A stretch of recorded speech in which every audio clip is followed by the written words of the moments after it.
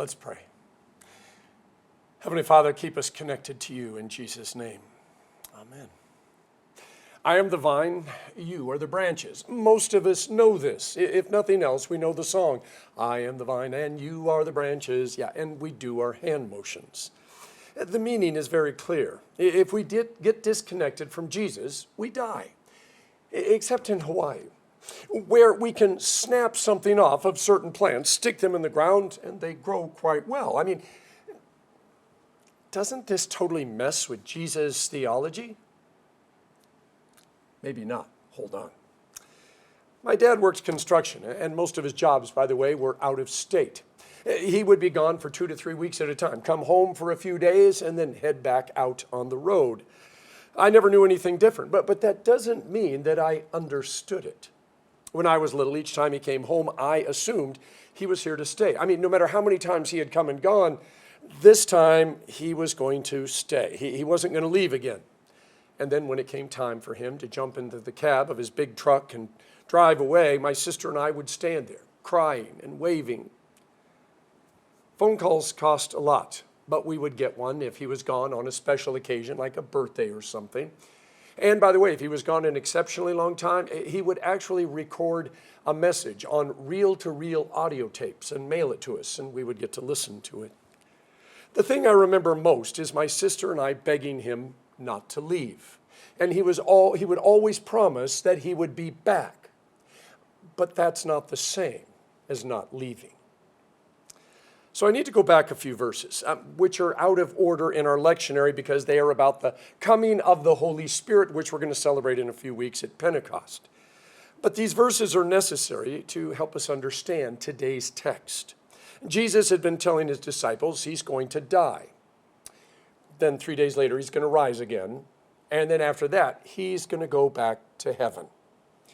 They don't totally understand what he's saying, but they know enough to say, Jesus, don't go. In John 14:15, Jesus promises, I will not leave you as orphans. I am coming to you. There are a few verses that are as important as this one when it comes to our faith. Jesus goes on to say, the world won't be able to see me, but you will see me. So can you see Jesus? I mean, I know the world can't see him. In fact, most of the world doesn't want to see him. But as the church, as individual believers, can we see Jesus? When tragedy strikes, the media is always quick to find someone who will say out loud, where was God? And all the viewers began to repeat that, something of a question, but others as an accusation. Once the media has got everybody reading, listening, buying, complaining about God, then they find someone who experienced a miracle, someone who should have died but didn't. And well, they can't explain why, except it's a miracle, and God gets the credit, which means that God was actually there, at least for that one person.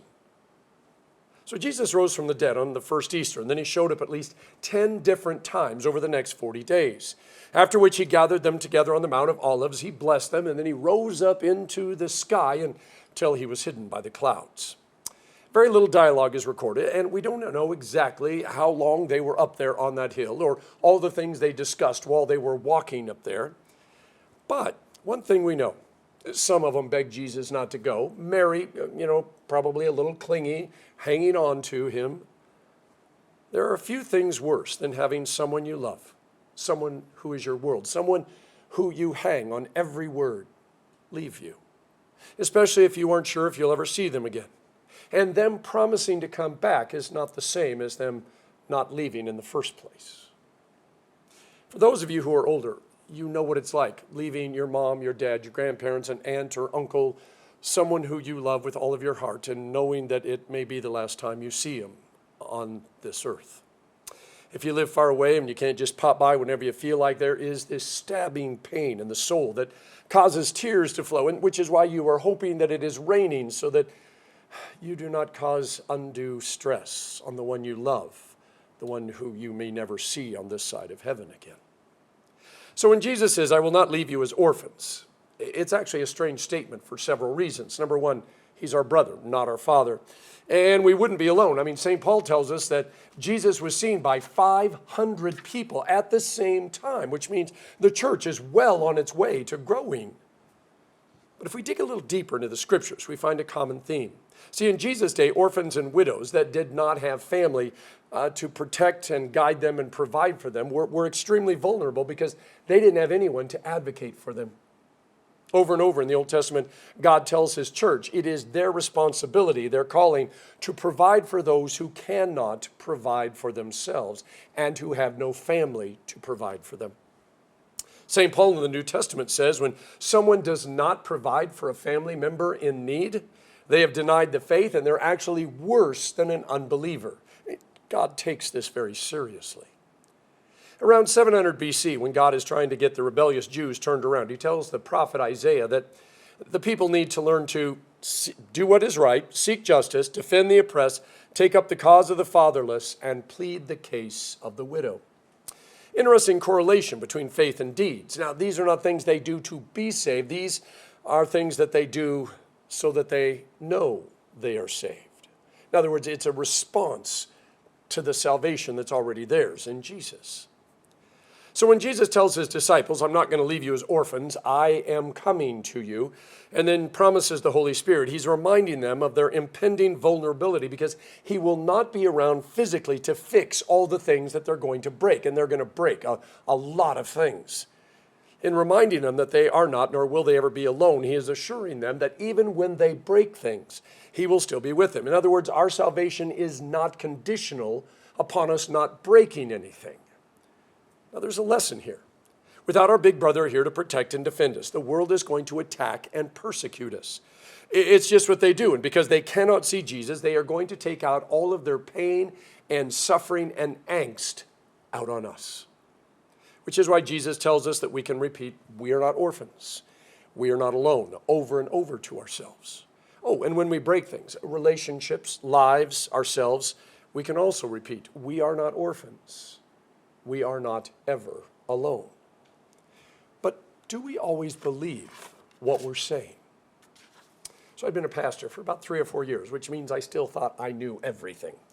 Couple was getting divorced, their son was struggling, and they asked if I could talk with him. So they brought him over, they sat outside my office, and he was on the inside, and I basically said, so tell me what hurts. And he started telling me about all sorts of things which had nothing to do with him or his parents or the divorce, when all of a sudden, he says, I don't know what I did wrong that my dad has to leave me.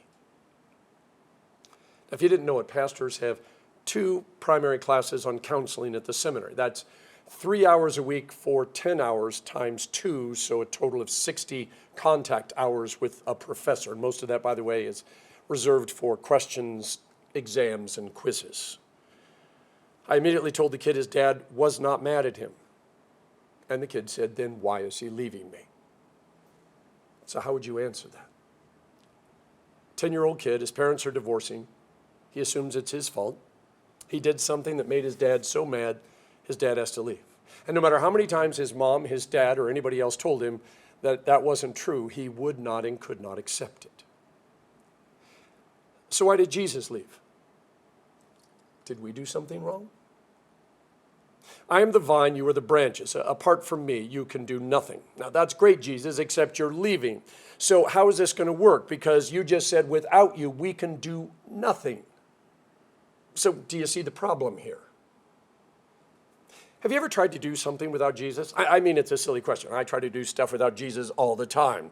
The real question is, did I really try to do it without Jesus? Or did I just not invite him to be part of the project? And by the way, does Jesus need an invitation, or he can crash my party anytime he wants? And is God so selfish that if it's not his idea, then it's automatically wrong?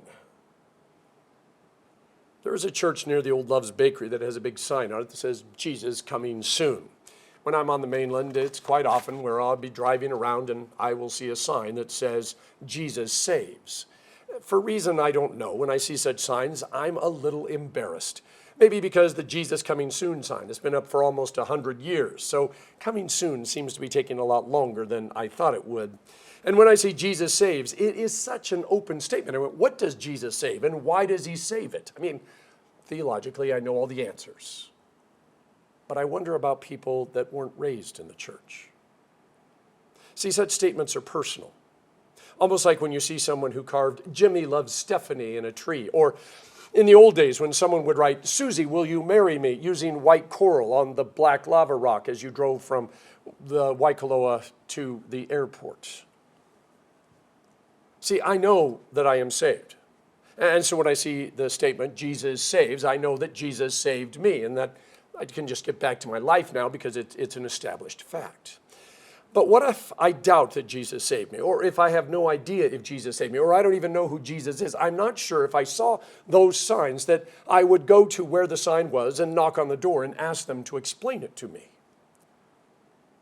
Perhaps even though I go to church, the part that is hardest for me to accept, and it's actually beyond embarrassment and borders on indignation, is that I don't want to admit that I need to be saved. As my 2-year-old granddaughter says, I do it myself. And so in spite of all my theological and biblical knowledge, Jesus needing to save me hurts my pride. Now, Jesus compounds this today by saying, without me, you can do nothing. I'm going to skip the whole "I am the vine, you are the branches" thing because, number one, I'm not a big fan of hand motions, was never really good at it. And secondly, I've got a definite brown thumb when it comes to growing things. Except, what does he mean when he says you can do nothing? I mean, has he ever looked at my resume, all the plaques on the wall, all of the certificates? I mean, my grandchildren think I'm a pretty big deal. When my kids were growing up, I would often say, I'm going to Home Depot or Costco, or I need to go to church for a couple hours. Put your shoes on and go with me. They would complain a little, and then they would get their shoes on, and they would go. It was my chance to spend some one-on-one time with them, ask them questions, share some things, just be with them. I would get my work done, and we would go home. And most of the time, by the way, they would just play or have fun or run around or do whatever they wanted when we weren't talking. Once in a while, we would run into somebody, especially at Home Depot or Costco, and they would look and they'd say, "Oh, it is so nice that you came with your daddy today." And my kids would turn and say, "My dad can't do anything by himself." And I would just smile and say, "You're right."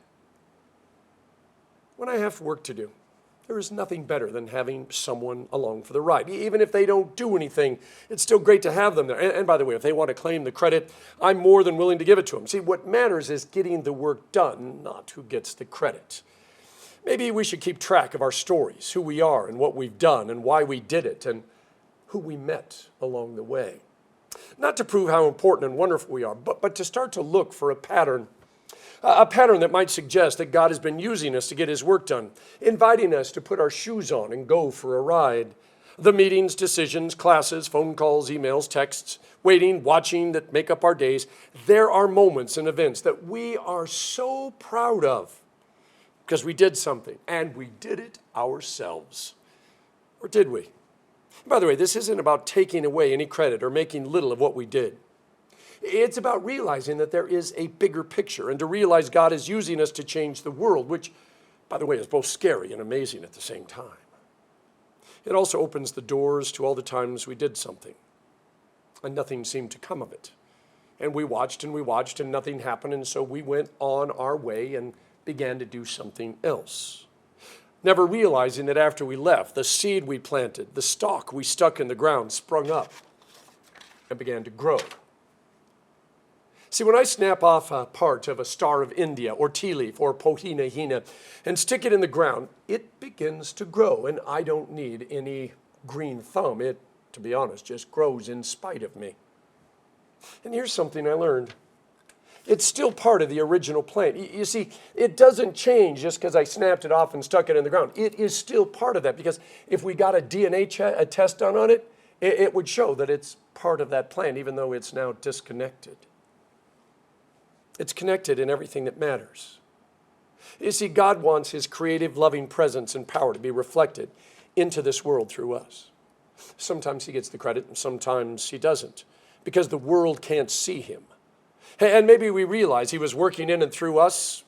Maybe we don't.